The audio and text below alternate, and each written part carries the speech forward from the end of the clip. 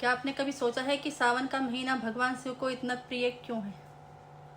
आखिर क्यों लाखों लोग हर साल कावड़ लेकर गंगा जल चढ़ाने जाते हैं, निकल पड़ते हैं ऐसे ही बेझिझक? क्या सिर्फ परंपरा है या इसके पीछे कोई ऐसी दिव्य कथा छिपी है जो जीवन बदल सकती है? आज इस यात्रा में हम जानेंगे सावन की संपूर्ण कथा, समुद्र मंथन से लेकर माता पार्वती की तपस्या तक, और समझेंगे कि आखिर सावन हमें क्या सिखाता है। वीडियो को अंत तक जरूर देखिए, क्योंकि आखिर में मैं आपको सावन से जुड़ा एक ऐसा संदेश बताऊंगी जो शायद आपके जीवन को देखने का नजरिया बदल दे। तो देखते रहिए। हर हर महादेव। कल्पना कीजिए, चारों ओर देवता और असुर खड़े हैं, सामने अथाह क्षीर सागर है। अमृत पाने की इच्छा में समुद्र मंथन शुरू होता है। मंद्राचाल पर्वत मथानी बनता है और वासुकी नाग रस्सी, पूरा ब्रह्मांड उस दृश्य का साक्षी है। लेकिन अमृत से पहले समुद्र से निकलता है एक भयानक विष, हलाहल। उसकी ज्वाला इतनी प्रचंड थी कि तीनों लोग संकट में पड़ गए। देवता भयभीत हो गए, असुर पीछे हट गए। किसी में इतनी शक्ति नहीं थी कि उस विष को रोक सके। तभी सबकी नजर कैलाश पर पड़ी। भगवान शिव पर गई, भोले पर। बिना किसी स्वार्थ के, बिना किसी भय के, महादेव ने संपूर्ण सृष्टि की रक्षा के लिए हलाहल विष अपने कंठ में धारण कर लिया। माता पार्वती ने उस विष को उनके कंठ से नीचे नहीं उतरने दिया। इसी कारण उनका कंठ नीला हो गया और वे नीलकंठ कहलाए। इसीलिए विष की तपन इतनी तीव्र थी कि देवताओं ने भी भगवान शिव पर गंगा जल अर्पित किया।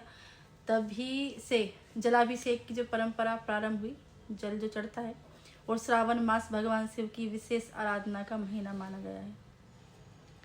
लेकिन जो सावन की जो महिमा यही समाप्त नहीं होती। एक समय माता पार्वती ने भगवान शिव को पति रूप में पाने का संकल्प लिया। उन्होंने वर्षों तक कठोर तप किया। वर्षा, धूप, ठंड, कुछ भी उनके संकल्प को डिगा नहीं सकता। अंततः श्रावण मास में भगवान शिव उनकी भक्ति से प्रसन्न हुए और उन्हें अपनी अर्धांगिनी के रूप में स्वीकार किया, उनसे शादी कर ली। यही कारण है कि सावन प्रेम, विश्वास और समर्पण और अटूट आस्था का भी प्रतीक माना जाता है। अब बात करते हैं कि कांवड़ यात्रा की। हर वर्ष लाखों शिव भक्त पवित्र गंगा जल से भरकर सैकड़ों किलोमीटर पैदल चलते हैं। उनके पैरों में छाले पड़ जाते हैं, लेकिन उनके होठों पर केवल एक ही स्वर होता है, भोले बम बम भोले बम बम भोले। यह यात्रा केवल पैदल चलना नहीं, बल्कि धैर्य, अनुशासन, सेवा और विश्वास की परीक्षा है सब भक्तों के लिए। सावन के प्रत्येक सोमवार का भी विशेष महत्व होता है। भक्त व्रत रखते हैं, शिवलिंग पर जल, बेलपत्र, धतूरा, दूध अर्पित करते हैं और ओम नमः शिवाय और महामृत्युंजय मंत्र का जाप करते हैं। मान्यता है कि इससे मन शांत होता है और परिवार में सुख समृद्धि आती है और जीवन की जो बाधाएं हैं वो दूर होती हैं। लेकिन क्या भगवान शिव को केवल जल और बेलपत्र ही प्रिय है? शास्त्रों के संदेश इससे भी गहरा बताया गया है कि भगवान शिव को सबसे अधिक प्रिय है सच्चा मन, विनम्रता, करुणा, सत्य। यदि आपके भीतर दया है, यदि आप किसी दुखी का सहारा बनते हैं, यदि आप अपने अहंकार को त्यागते हैं, तो वही सबसे बड़ी पूजा है भोलेनाथ के लिए। सावन हमें यह भी सिखाता है कि जीवन में कठिनाइयाँ आएंगी, कभी हलाहल विष की तरह, कभी संघर्ष की तरह। लेकिन यदि धैर्य, संयम और विश्वास बना रहे तो वही कठिनाइयाँ हमें और अधिक मजबूत बना देती हैं। आज जब जीवन भागदौड़ से भरा हुआ है, सावन हमें कुछ पल रुककर अपने भीतर झांकने का अवसर देता है। यह महीना केवल मंदिर जाने का नहीं है, बल्कि अपने विचारों को पवित्र करने का भी है।